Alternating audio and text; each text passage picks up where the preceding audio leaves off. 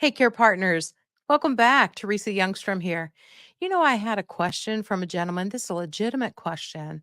And we were talking about dementia and the issues and the challenges that come alongside when you're loving a caregiver or loving a family member through this.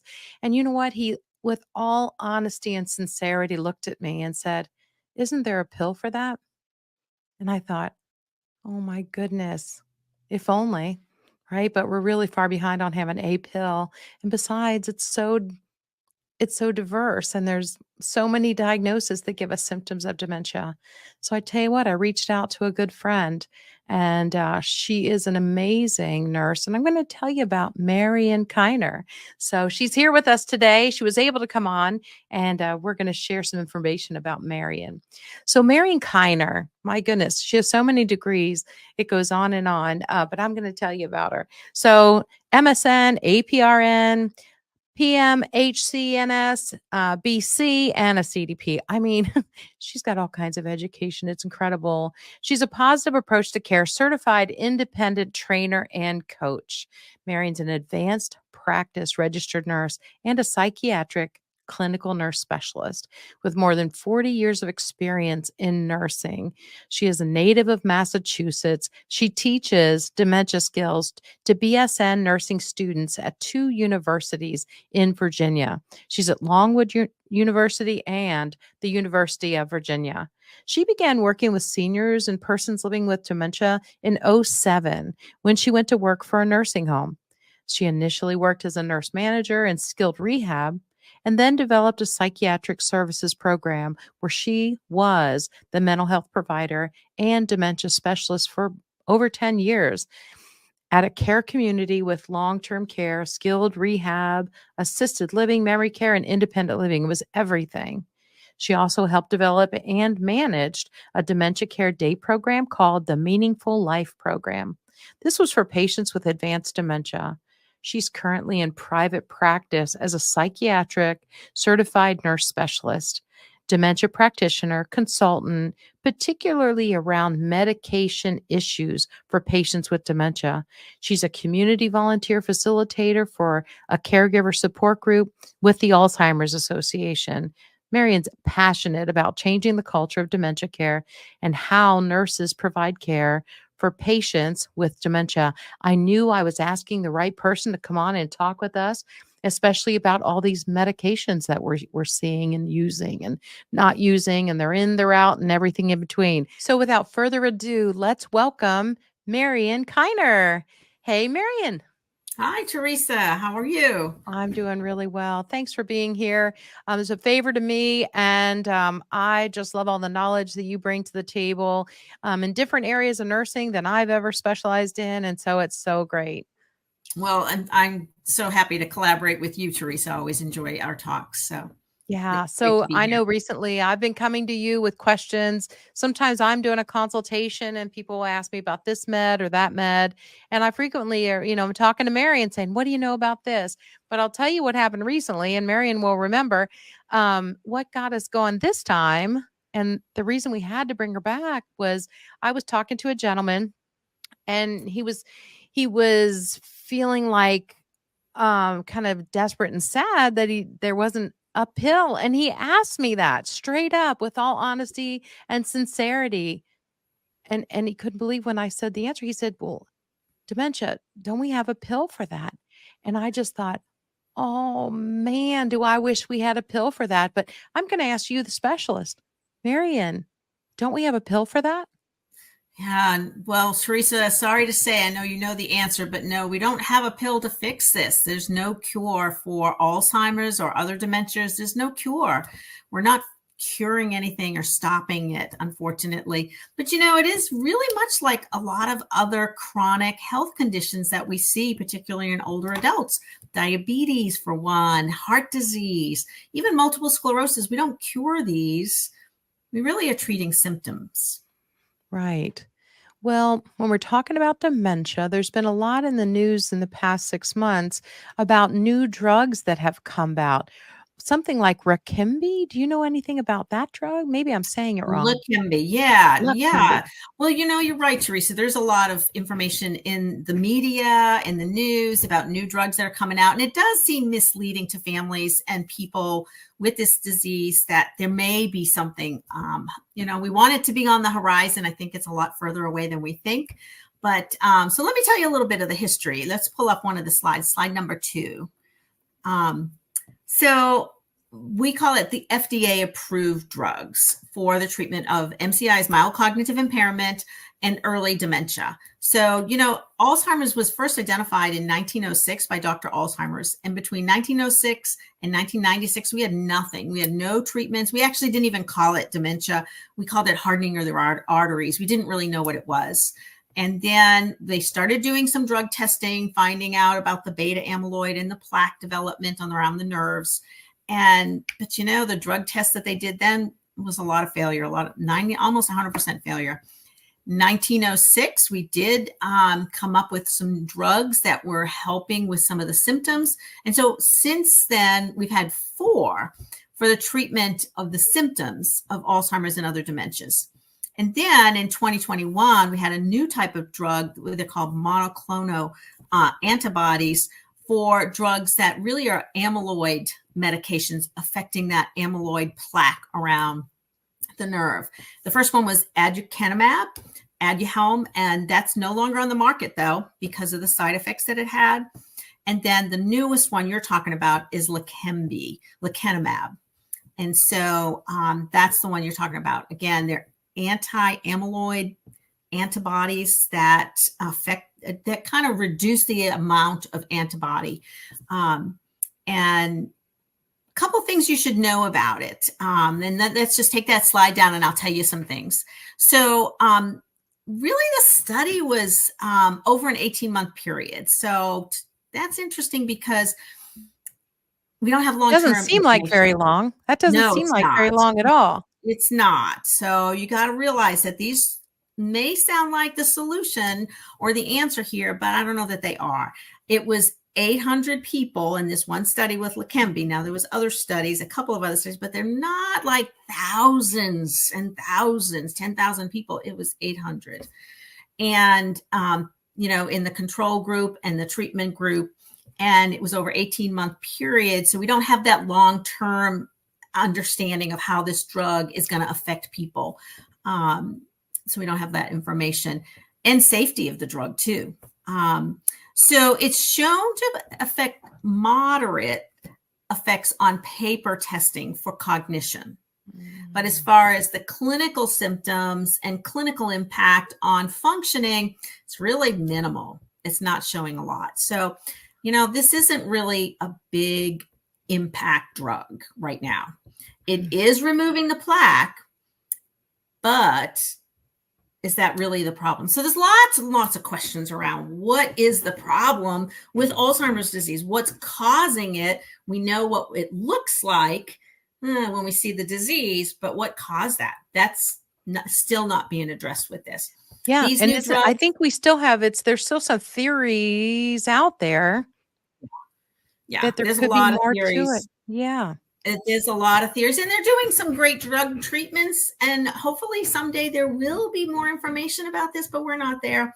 This particular drug, I had a family member whose husband was more advanced, maybe mid-stage Alzheimer's. This is really for mild cognitive impairment and early stage. It also has a lot of exclusion criteria, such as you can't have uncontrolled diabetes. You can't have had a stroke. You can't be on certain medications. You can't be on blood thinners. There's a lot of exclusion criteria for this. And again, it's early stage. So people are still functioning pretty well. It's an IV drug. You have to go to an infusion center every 2 weeks. They have to do some blood tests beforehand. They have to do testing during the time that you're receiving this to see if there's particular side effects and very serious side effects of brain bleeding and brain swelling. That's scary. Yeah, that is scary. That is really scary. Now, some of the bleeding they say is mild, but it could be more severe. Well, what is the cost? I mean, we haven't really talked about dollars, have we? Yeah. So that was the big issue with Medicare, because this particular medication is $27,000 a year for this medication. Now, Medicare is paying about 80% of that. We don't know about other insurances if they're going to pay for it. And then as far as the imaging, the MRI and the PET scans that need to be done every so often to test for side effects and problems, we don't know if they're going to be covered by Medicare. So there's a lot of cost to this, and time. I think time is the biggest thing. And right. Yeah. So, but yeah, it does stand out to me as a seasoned nurse that we haven't really tested it that much or that long. Right. I think you got a good point there, that we need more information. So, but still on the flip side, you and I work with people who have a loved one and they want to do everything they can to keep them around. Right. And so that can be a huge emotional decision. Yeah. Families want to do something, and they want doctors to do something, and they want them to, usually the only thing in their bag of tricks is to give a pill. We don't think education and support are enough. But we do have some other medications. Okay, yeah, let's see. Let's see what else you have. So some of the other medications, let's pull up another slide and I'll tell you a little bit about slide number 3. So when we think of these medications, what they're affecting is the chemistry. So this is a little picture of a nerve, and we have 100 billion nerves in our brain and 100 trillion connections. There's a lot of connections, one nerve connecting with another, and they connect through chemistry. And so that's what this picture is. It's showing where the chemistry affects from one nerve to the next. So if you go to the next slide, so what we have are memory enhancers is what we call them. Really what they are affecting is short-term memory and thinking. So it affects the chemistry. I say that I tell people it gives a jolt to the spark plugs. It helps it spark a little bit for a little longer. So it can slow down the progression of symptoms. The disease is still happening in the background, but the symptoms may not be as bad. It can help some people maybe engage and function a little bit longer. It may decrease some behaviors or symptoms there. It helps some people, not others. I always say it's about a third of the time. About a third of the people it helps. A third of the people get side effects like GI symptoms or dizziness, some bad nightmares. Those aren't always fun. And then about a third of the people it does nothing, and it's kind of a waste of money. They are generic now, so the cost of these medications has gone down, but the effect of them doesn't last forever. It's really only while we still have functioning nerves there. So let's back up for a second. You said 30% effective, 30% side effects that make it so you really can't continue it. So when I say 30% effective, I mean 30% of the people have some effect. Have some effect.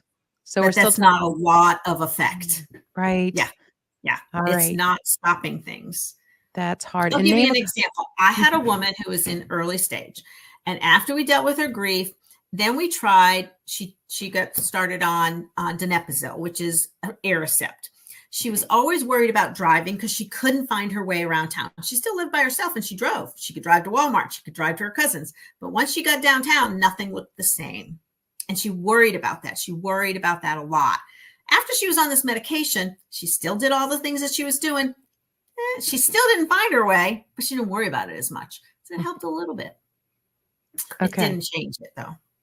And it doesn't slow down the progression. No, it doesn't. It doesn't. So, yeah. Pull up those memory enhancers. Let me tell you a little bit about those. That's slide number the next slide. Yeah. So what we have is what's called cholinesterase inhibitors. These are the ones that came about. Aricept came about in 1996. And then Exelon or rivastigmine is a patch now that came about in 2000. And then galantamine was in 2001. Those drugs help with the acetylcholine. It gives a little jolt. It helps the acetylcholine helps with memory and thinking. It helps nerve connections. And particularly this one, the rivastigmine, they found to be more effective even in Parkinson's, dementia, and Lewy body, not just Alzheimer's. And then the other medication we have from memory is what's called glutamate antagonist. Glutamate is a byproduct in the brain that if too much of it can cause nerve damage. Well, we don't want that anymore. You already have nerve damage, so we want to minimize that. And so this can help to decrease some of that glutamate effect and damage to the nerves. And that's called Namenda or memantine. And that came out in 2003. And then the combination of the two with Namenda and Aricept or donepezil and memantine, and that's called Namzuric. So those are the ones that we have. Whether you get this or not really depends on who your doctor is. If you have a specialist like a neurologist might be more likely to prescribe this for you. A gerontologist may not. And it's hard to say why, but I think maybe a gerontologist might know more about the age population and how this may or may not be helpful. So those are the ones that we have right now. Interesting. And so I can see why folks are so anxious to get something else out there. I mean, we've been doing fundraisers and things for a long time to try and get more medication out there, and they just haven't come, and it's been so hard. Yeah, a pill though, Teresa, it doesn't change people the way we want it to. You know, you're so right. And as nurses, we know that, because people want a pill to fix their diabetes, and they want a pill to fix their heart disease, and they want a pill to fix their whatever else. But you and I both know we got to change the way we live, way we eat. We got to do environmental changes. We got to exercise and drink water. You know, there's a lot of this research on that's out there, Teresa, that shows almost a 40% benefit to doing significant exercise, diet, and socialization to slow the disease process. I look at it as, we call it cognitive reserve. Cognitive reserve is those nerve cells in my brain that are still working, or neuroplasticity to keep them really functioning well. Right. And doing all that good stuff with diet and exercise and keeping, you know, things going there can really maintain what's still working. And that can, you know, keep us going a lot longer. Right. Rather than hope this pill doesn't interact with your other pill, right? Yeah. Oh my goodness. Yeah. Because polypharmacy is an issue. And we're going to talk about that. If we don't get to talk about it today, we're going to talk about it again, because that's a huge issue. But I got to jump over to antipsychotics, because it seems like I hear those words so much. We just, you know, they don't know what else to do. And right. If someone's acting out or having what we call behavior, and you and I both know, I think you think behavior can be just what's left of their communication skills. And if we really will dig in and be a good detective, that's what I call it, instead of a judge and just, you know, send the hammer down and go ahead and give them a pill, I call it sedating them into submission. Sorry, but that's just where I am right now on that. But I'm hearing a lot about a new, you know, or not new. I think are you thinking of Rexulti? That's the one that's on the commercials. Yes. Rexulti. Yes. Yeah, Rexulti. Yes, Rexulti. That's on the commercials for agitation, right? Right. Yeah. And that's something someone asked me, can't you just give them that for their dementia? Yeah. See that, and it's so misleading. And I hate to say this, but I have some issues with pharmaceutical companies, and they're having carte blanche on commercials to say these things, and how they mislead us into thinking this is the solution when it's not.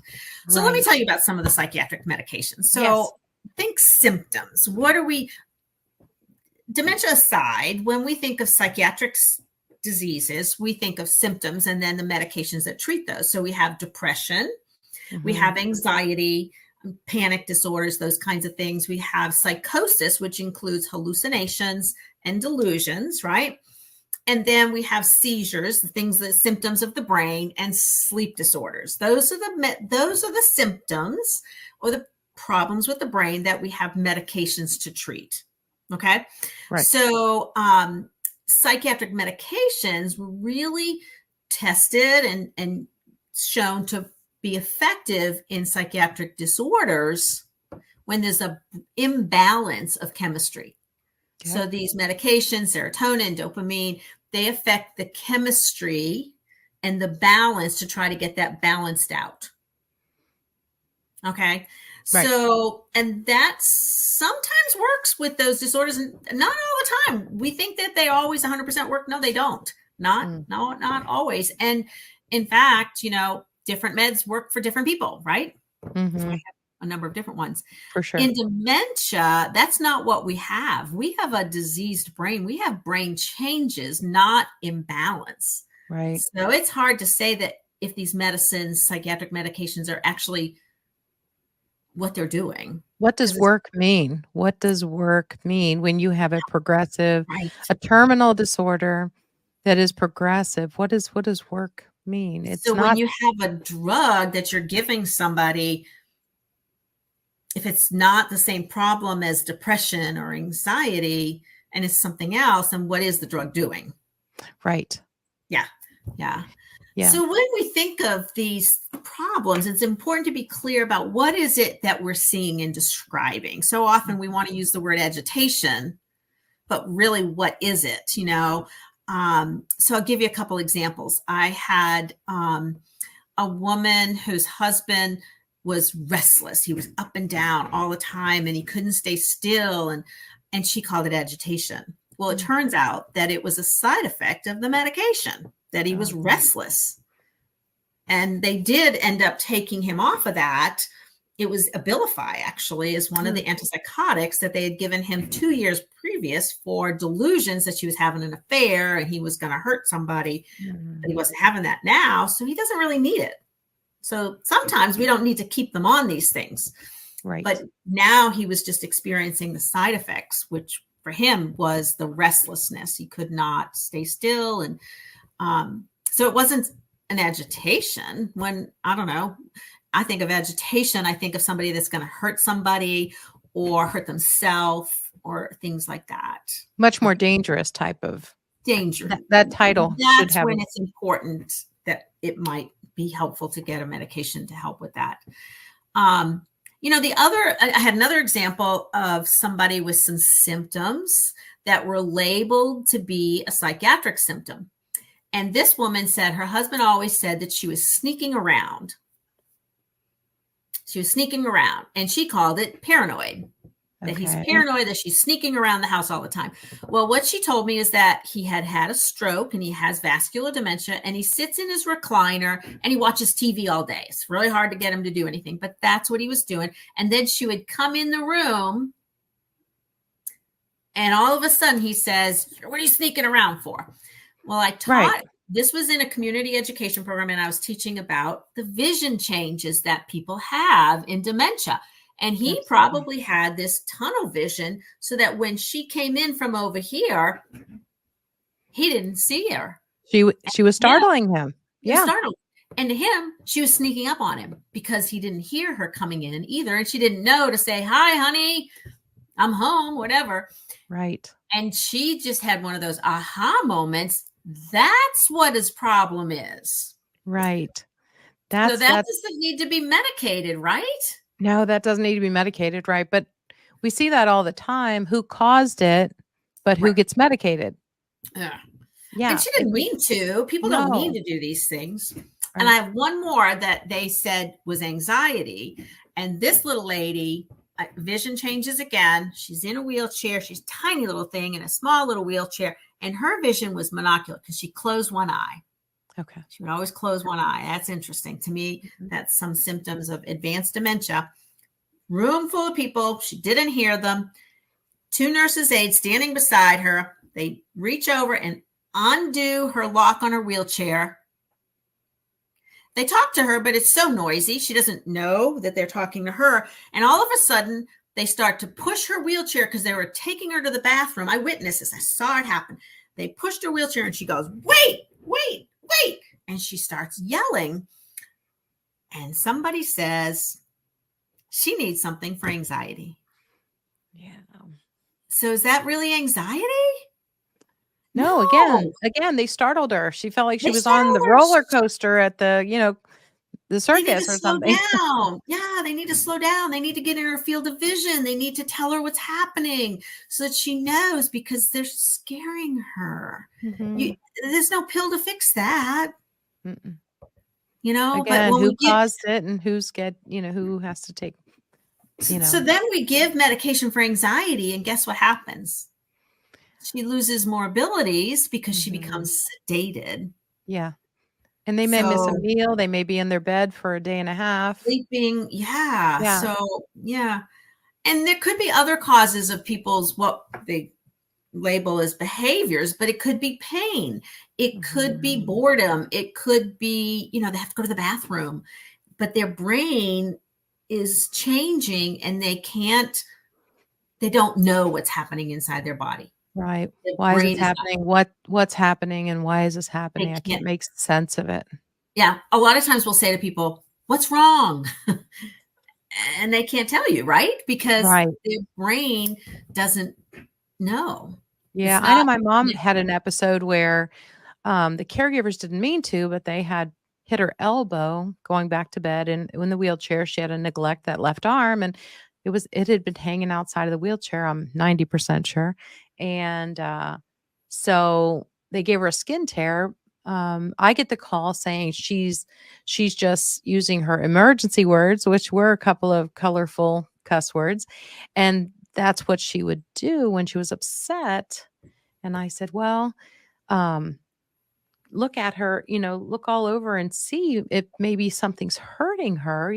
She wasn't like that 2 hours ago. And so I don't know what's going on, but they wanted just to give her something because all she could do was say the cuss words. And she couldn't point to what was hurting. She had no ability to tell them what was hurting. And it wasn't until the next day when I gave her a bath, I realized then that her nightgown was stuck into that left elbow because the skin tear was so bad. But isn't it bizarre that the brain damage was so bad, she couldn't even point to her elbow or say anything about her elbow. Yeah. And all she could do is use those words, those last words, her last little bit of ability to communicate. Right. And the instinct. And you call them all the time emergency words. Emergency words. That's what I'm going to patent that, the emergency words. And so, and usually for me, it's for fear, anxiety, pain. Right. And can we be great detectives and figure it out rather than just knee-jerk reaction and medicate that? You don't fix it when you medicate it. Yeah. So this Rexulti, it was approved for the treatment of Alzheimer's disease, not other dementias. So you're not going to find doctors prescribing it for that because it's not approved for that. But it's not any different than the other antipsychotics in many respects. It was just they did a study that showed a little bit of benefit, but it still carries the same black box warning as other antipsychotic medications in the treatment of patients elderly with dementia. The black box warning is the most serious warning you can get on any drug. For some drugs, it's suicide in adolescence. That's bad. But for this one, it's death or stroke. These meds, that's the risk of them. You're dying sooner, increased mortality, and stroke. Cardiovascular. Is that information in the piece of paper that's folded up to this big, that you open up on both sides, and it's so little you have to get, magnifying glass to read it? Is anything about these black box medications, is that written on there, Marion? Well, they are if you happen to get that little drug insert information after you've picked up the prescription and are now administering it, or they're usually in a care community where they've been given it, so you don't get that. Oh. But this information should be given to you by your provider, whether it's a doctor, a nurse practitioner, or physician assistant. But the nurses should also be telling you more information about side effects and this kind of effect. Unfortunately, it doesn't happen as much as it is required to happen, to be told that. If you look online, I guess maybe you might be able to find that. I would do my work, my research on these medications. Unfortunately, I talked with I had a consultation of a family member who took her mom out of a care community, put her in a different one. And when she did, she found out that she was on all these medications that she didn't even know about. And that's wrong. Oh, no. That's wrong. Yeah. So, I'm not getting into the details of all the medications because there's a lot and everybody is different. There are times when they do help. Okay. There are times. Good. And that's something you have to talk to the doctor about. But it's really important to look at the big picture, Right. I just so appreciate you being here. Let's see. Are there any other medications beyond that? Or, what haven't I asked you? I know we can't get into polypharmacy because I just don't have time, but you've given me so much great information. Are there any other slides that you want to show my Yeah, let me listeners just tell today? you, we should come back and do something on polypharmacy and Absolutely. looking at reviewing medications. But I think I have one more slide that I'll show you, slide number 6. So it's really important that we do a good medication review to look at the big picture, at all of the medications that the person, your loved one, is getting. Not just keep adding another one and another one and another one, because what ends up happening is that we get one medication and then it causes the thing, like I was saying, restlessness. And so then we give an anxiety medicine to calm them down, but then they have problems with incontinence. So then we give a medication for incontinence, and now they're having problems with sleep. So we give a sleep medicine. Before you know it, they're getting 5 medications. And I think the more of a concern with people, seniors in general, but also persons with dementia, is what's called polypharmacy. Too many medications that are interacting with each other. Polypharmacy, the definition of that is 5 or more medications. Well, we know that with all of the health conditions with the elderly, they're going to be on 5 medications. As long as they're effective, doing the right job, and they're not having interactions with each other, fine.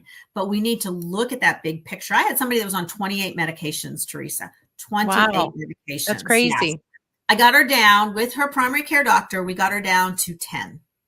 And she could still even go lower than that. But isn't it true you have to wean off some of that stuff? You can't always just discontinue stuff these days. And so just in general, for older adults, 44% have polypharmacy, and 72% of the patients with dementia have too many medications. I don't doubt it for a second. The number one medication, psychiatric medication for persons with dementia, is an antidepressant. Yeah. And what we know is that it doesn't always help persons that have straight depression. Mm-hmm. So the question for me is, okay, they're getting an antidepressant. Is it helping? If not, then why do we have them on it? Maybe it's apathy. Maybe it's part of the dementia and not something that we're going to fix. So looking at the big picture, doing a really significant medication review, really asking, is this one helping? Is this one helping? Could this symptom that we're treating it with this medicine be from this side effect, from this medicine? So you can have your doctor to do that. You can have a pharmacist. You can go to your pharmacist where you're getting the prescription and ask for a medication review. That's very important before asking for a new medication. Right. Gosh, that's so important. And I do think sometimes, if I had a diagnosis like that, and hopefully never happened, but it might, statistically speaking, I think I might have a little bit of anxiety, depression, and I might be sad or need to grieve. Marion, so, do I need medications, or do I need time and prayer and support and things like that? So, Teresa, if I have a motto, my motto is, it's all about the relationship. Yes. Okay. It's all about the relationship. And if we can make connections with each other, then we can really help with those kinds of symptoms. When we're alone and we're stuck within ourselves, it's a scary time when things are changing. Yes. And a pill doesn't always fix that. Absolute. Great point. Well, I'm so excited you've been here. I'm always short on time, Marion. It always goes too quick. It does. And you have to come back. Yeah, let's do this again, and we'll talk about more details of those medications and when they're helpful. Yes. And families do want to know. They do want to know what they're giving their mom or their dad or their spouse. And they do want to understand polypharmacy. And but I think there's a generation older than us that, well, I'm part of that baby boomer, that you just, the doctor says, do this. Go for it. And if they say it, you take it because they said to. Yeah, absolutely. And they feel bound to take all those things. But you and I both know that we've got all these specialists. And so this specialist, gives them something, and that one and this one. And I thought seniors. Seniors oftentimes have at least 3 providers.